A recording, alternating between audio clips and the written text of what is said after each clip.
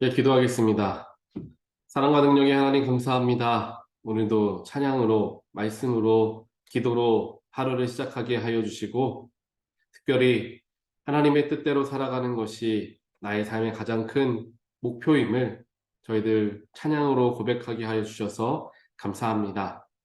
때로는 어려운 일이 있고, 때로는 삶의 무거운 짐을 져야 할 때가 있지만, 그런 어려운 상황 속에서도 주님의 사랑과 주님의 인도하심은 우리와 늘 함께 하심을 기억하게 하여 주시옵소서.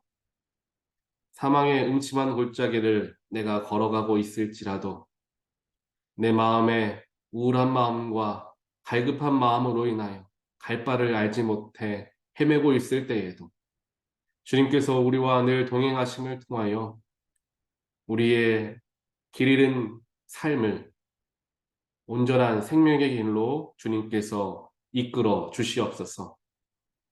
저희들은 세상을 바라보며 쫓아 살아가는 자들이 되지 아니하고 우리의 목자 되신 예수의 음성을 들으며 예수가 계신 곳으로 나아갈 수 있는 귀한 주님의 백성들 될 수 있도록 하나님 인도하시고 양들의 가장 선한 곳은 목자를 따라갈 때 도달하게 됨을 기억하고 내가 판단하고 내가 평가하며 삶을 살아가는 것이 아니라 예수님을 따라가는 것이 나에게 가장 좋은 일이요, 좋은 선택임을 기억하고 경험하는 우리 모두가 되게 하여 주시옵소서. 그렇게 살아가기 위해서 저희들 주님을 보아야 합니다. 주님의 음성을 들어야 합니다. 바로 그 주님을 만나고 주님의 음성을 듣는 시간이 바로 이 새벽 하루를 시작하는 이 자리인 줄 믿습니다. 주님의 말씀으로 우리의 삶에 깨우침을 주시고 주님의 뜻을 발견케 하여 주시어서 나의 마음과 나의 생각을 주께 향하게 하는 귀한 새벽의 시간 되게 하여 주시옵소서. 오늘도 말씀을 들을 때에 그 말씀이 나에게 허락되어진 말씀으로 받고 그 말씀대로 순종하며 살아가는 또한 결단하는 우리 모든 하나님의 백성들 되게 하여 주시옵소서. 이 모든 말씀 예수 그리스도 이름으로 기도합니다. 아멘. 하나님 말씀 함께 보겠습니다. 예레미야 16장 14절부터 21절까지 말씀입니다. 4절부터 21절. 그러므로 보아라, 나 주의 말이다. 그 날이 지금 오고 있다.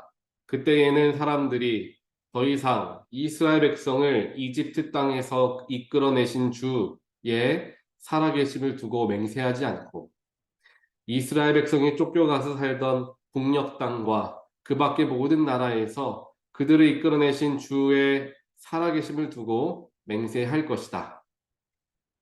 나는 그들의 조상에게 주었던 고향 땅에 그들을 다시 데려다 놓을 것이다. 내가 많은 어부를 보내서 이 백성을 고기 잡듯 잡아내겠다. 나 주의 말이다.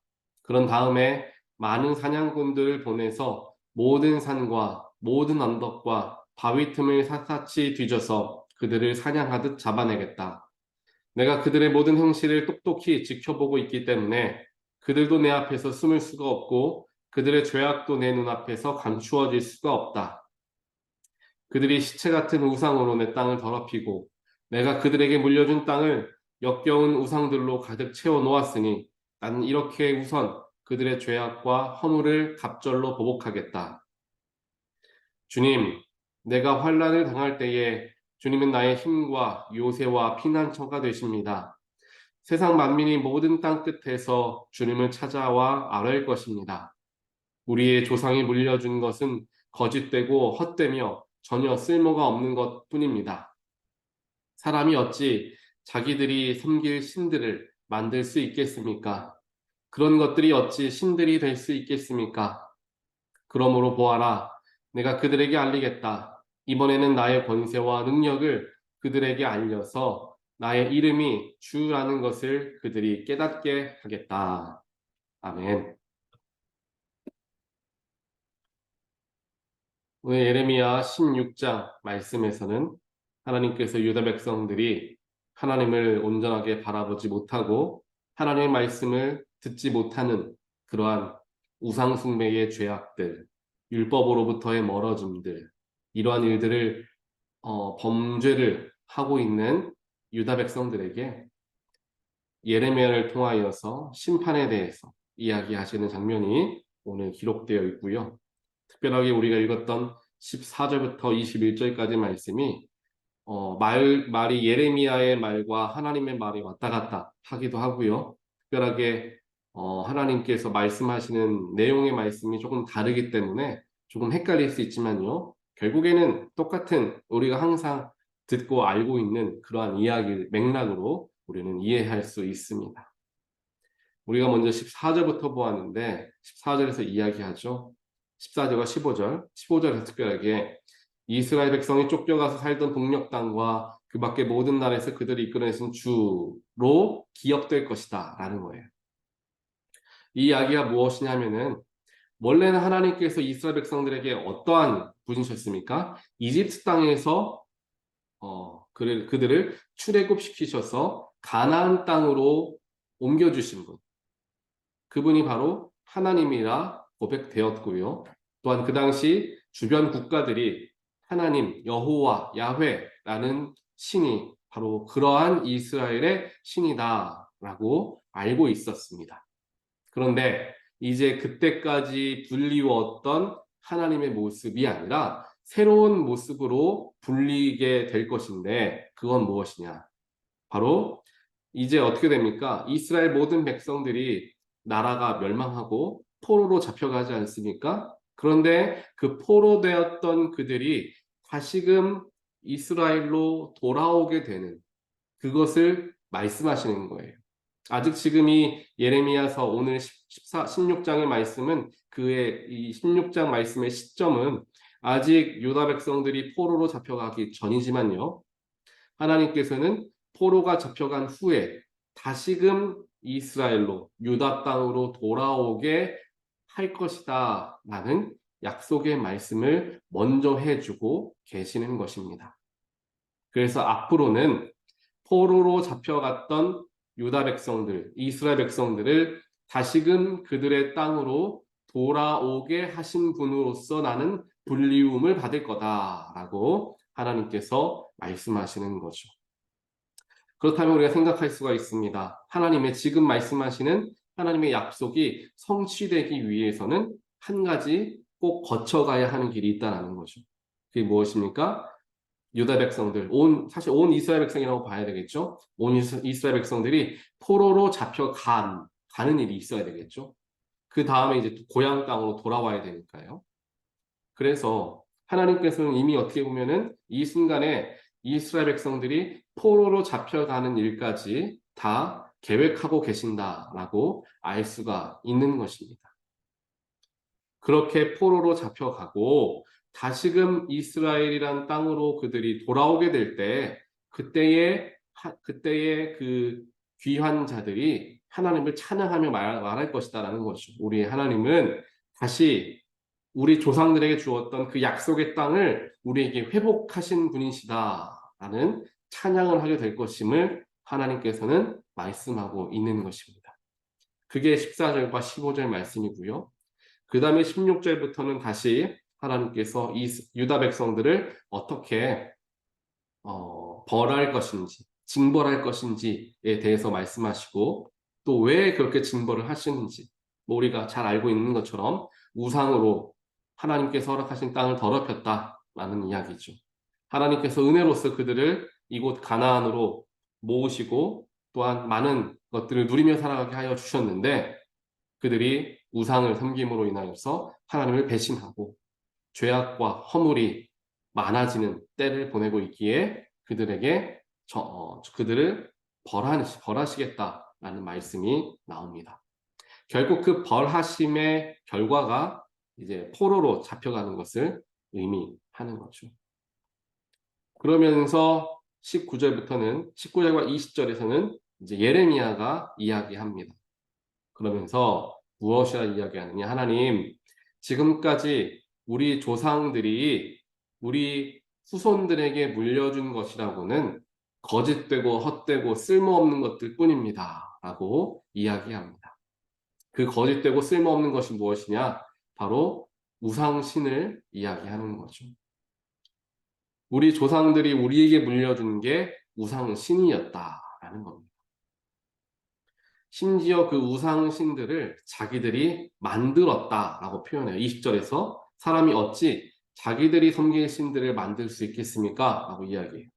그렇게 보았을 때 유다 백성들이 주변 나라에 있던 신들을 자신들이 가지고 와서 우상으로 섬기는 경우도 있었고요. 또 한 경우는 스스로 신을 만들어서 섬기는 일들도 있었던 거예요. 주변에 이미 있었던 신을 가지고 오는 경우도 있고 스스로가 우상을 만들어서 섬기는 일도 있었다라는 겁니다. 이것은 비단 이 당시 예레미야 때에 유다 백성들에게만 있는 죄악은 아닙니다. 지금 현대를 살아가는 우리에게도 이와 같은 죄악은 항상 우리를 괴롭힙니다. 우리 스스로가 우상을 만드는 거죠. 내 자신이 우상을 만드는 것입니다. 예를 들어서 하나님께서 우리에게 축복으로서 은혜로서 잘 활용하라고 허락하신 것들이 많이 있을 거예요. 또 축복으로 주신 것들도 있을 거죠. 하지만 내가 그것을 우상으로 만들어 버린다는 겁니다. 예를 들면은 자녀가 될 수 있겠죠. 내 아들이 나의 우상이 됩니다. 내 딸이 내 우상이 되죠. 하나님께서 우리의 삶을 통하여서 잘 사용하시라 주신 물질이 나의 우상이 됩니다. 나에게 지금까지 나의 삶에 하나님께서 함께 하셔서 많은 것을 누리게 하시고 특별하게 명예를 얻게 하셨는데 그 명예가 나의 우상이 되어 버린다는 거예요. 이것은 내가 만드는 거라는 거예요. 내가 만드는 우상입니다. 아들 자체가 우상으로 태어나진 않지 않습니까? 내가 우상으로 그를 바라봤을 때 아들이 나에게 우상이 되는 거예요. 하나님은 나의 삶 가운데 도움의 손길을 주시고 때에 따라서 도와주셔서 나를 이렇게까지 성장하게 해주시고 명예라는 것을 허락해 주셨는데 물질이라는 것을 허락해 주셨는데 그 축복의 것을 내가 우상으로 바꾸어서 섬기게 된다는 겁니다. 바로 이 당시에 유다 백성들이 하고 있었던 일들이 우리에게도 동일하게 일어나고 있다는 사실을 우리는 반드시 깨달아야 합니다. 그리고 이것은 우리 후손들에게 절대로 물려주어서는 안 된다는 거죠. 예레미야가 이야기하지 않습니까? 우리 조상들이 후손들에게 물려준 것은 결국에 자신 후손들의 부모님 또 할아버지 할머니들이 섬기고 있던 우상들이 자연스럽게 어린 아이들에게 이어지게 되지 않겠습니까? 어린 아이들은 그것이 전혀 아무런 문제인지도 모른 채 부모들이 섬기는 신이니까 그냥 하나님과 같이 섬겨도 되는구나 라고 쉽게 생각하고 그게 대에 걸쳐서 물려지고 있었다는 거죠. 복과 은혜가 물려져야 되는데 우상신이 거짓되고 헛된 것들이 쓸모없는 것들이 물려져 가고 있었다는 것을 예레미야는 이야기하고 있습니다. 사랑하는 성도 여러분, 우리가 후손들에게 물려주어야 할 것은 무엇이겠습니까? 세상을 바라봤을 때 너희들은 남들과 경쟁해서 거기에서 이기고 승리하며 성공하는 삶을 살아야 한다는 것을 세상 사람들과 같이 가르치는 것이 우리에게 중요하겠습니까? 아니면 그것보다 더 가치 있는 것, 더 진실되고 더 진리가 되는 하나님에 대해서 가르치는 것이 맞겠느냐라는 것입니다. 우리가 우리 자녀들에게 또 손자, 손녀들에게 물려주어야 하는 것은 다른 물질적인 유산이 아니라 신앙의 유산이 되어야 하는 것입니다. 아버지가 또 할머니, 할아버지가, 어머니가 자식들에게 무엇을 가지고 어떠한 가치관을 가지고 그들을 양육하고 그들을 교육하는가에 따라서 자녀들은 완전히 다른 삶을 살아갈 수밖에 없다는 것 우리는 항상 기억해야 합니다. 저 같은 경우에는 물론 아직 어린아이들을 키우고 있기 때문에 어렸을 때부터 그래 지금까지 못했더라고 하더라도 지금부터라도 잘해야 되겠다라는 마음을 좀 먹기가 쉬운 나이이기도 하겠죠. 하지만 우리의 자녀들이 이미 장성해 있는 상황 속에서 우리가 '내가 무엇을 할 수 있을까?'라는 마음을 가질 때가 있습니다. 하지만 바로 그럴 때가 결코 늦은 때가 아니라 가장 좋을 때임을 우리는 기억해야 합니다. 이미 아이들이 이렇게 컸는데 내가 어떤 얘기를 해줄 수 있겠는가라고 쉽게 포기하는 것이 아니라 오히려 이때가 선한 신앙의 유산을 물려줄 수 있는 더 적합한 때임을 기억하고 그들에게 하나님에 대해서 예수 그리스도의 복음에 대해서 더 적극적으로 가르치는 것이 우리 부모들이 해야 할 일이 아닐까라는 생각을 합니다. 왜 제가 이런 말씀을 드릴 수 있냐 하면은 저에게 아버지가 부모님이 있지 않습니까? 부모님과 대화하다 보면은 제가 이제 40을 넘긴 나이가 되니까 20대, 30대에는 제가 하고 싶은 대로 젊으니까요. 하고 싶은 대로 뭐 생각하고 살아가고 부모님들이 이야기하는 거 잘 듣지 않습니다. 하지만 40이 되어가고 또 제 자녀들을 키우다 보니까 아버지가 하는 말씀, 어머니가 하는 말씀이 정말 이제까지는 잘 느끼지 못했지만 정말 중요한 이야기구나라는 것을 느끼게 되는 때인 것 같습니다. 신앙의 유산을 물려줄 수 있고 전해줄 수 있는 좋은 때가 오히려 바로 그들의 자식들을 키우고 있을 때가 아닐까라는 생각을 해봅니다.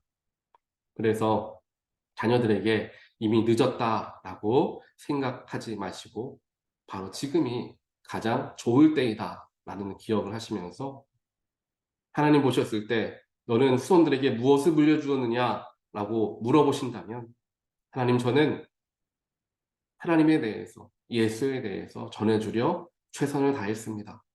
라고 고백할 수 있는 그러한 때를 기대하면서 우리가 주어진 하루하루에 자녀들을 또 손자 손녀들을 어떻게 그들에게 선한 영향력을 미칠 수 있을까 생각하며 살아가는 저와 여러분 되면 좋겠습니다. 그래서 우상신이 아닌 하나님을 섬기고 거짓되고 헛된 것으로 세상을 헤매며 살아가는 인생이 아니라 분명한 기준을 가지고 가장 진실되고 진리되는 예수 그리스도의 복음의 눈으로 세상을 이겨나가는 그러한 후손들이 되어야 하지 않겠습니까? 그런 마음을 가지시면서 예레미야가 이 이야기를 한 것은 무엇이냐? 이제까지 우리의 조상들이 이렇게 했으니 이제 우리야말로 그 대를 끊을 때입니다. 라는 이야기를 하는 거예요. 우리 후손들에게까지 그렇게 해서는 안 됩니다. 라는 예레미야의 마음이 그 속에 담겨져 있는 것입니다. 오늘 하나님 말씀을 기억하시면서 지금 내가 이 자리에 살 수 있는 것이 무엇일까 생각하고 생각하는 것으로만 끝나지 않고 정말 믿음의 유산을 전해주기 위해서 행동할 수 있는 그래서 조금씩 조금씩 변화해 나아가는 우리의 삶이 되기를 또 우리 자녀들의 삶이 되기를 주님의 이름으로 다시 한번 축원드립니다. 함께 기도하겠습니다. 하나님 감사합니다. 오늘 말씀을 통하여서 아버지 된 어머니 된 부모들이 자녀들을 양육할 때에 어떠한 마음가짐을 가지고 양육해야 하는가 우리가 물려주어야 할 것은 진짜 무엇인가에 대하여 다시 한번 생각해 보게 됩니다. 오늘 예레미야의 때에 그들이 하나님 앞에 범죄하게 되었던 여러 가지 이유가 있겠지만 가장 큰 이유는 그들의 조상 때부터 섬겼던 우상이 자연스럽게 그들에게까지 물려져서 그것이 범죄인지도 모른 채 받아들였던 그 죄의 사슬, 그 문제로 인하여 이렇게 어려움을 당하고 있는 것을 예레미야 입술을 통하여서 고백하는 것을 듣게 됩니다. 하나님 우리 역시 세상에 여러 가지 우상의 신들과 또한 하나님 이외의 다른 섬김의 대상이 되는 모든 것들을 우리가 끊어내게 하시고 우리 자녀들에게만큼은 세상이 이야기하는 대로 살아가는 것이 아니라 하나님의 말씀대로 예수의 가르침대로 살아갈 수 있도록 자녀들을 양육하고 그들을 교육할 줄 아는 그러한 부모들 될 수 있도록 그러한 할머니, 할아버지들 되어질 수 있도록 하나님 언제나 저희들의 마음을 지켜 보호하여 주시옵소서. 그렇게 우리가 나아갈 때 모든 길은 하나님이 열어주실 것을 믿습니다. 믿는 마음으로 저희들 실천하게 하시고 그를 통하여 가정에 예수의 복음이 넘치는 가정 되어질 수 있도록 하나님께 이 자리에 모이신 각 사람의 가정 가운데, 마음 가운데, 그들의 자녀 가운데, 후손들 가운데 주여 축복하여 주시옵소서. 이 모든 말씀 예수 그리스도 이름으로 간절히 기도드리옵나이다. 아멘.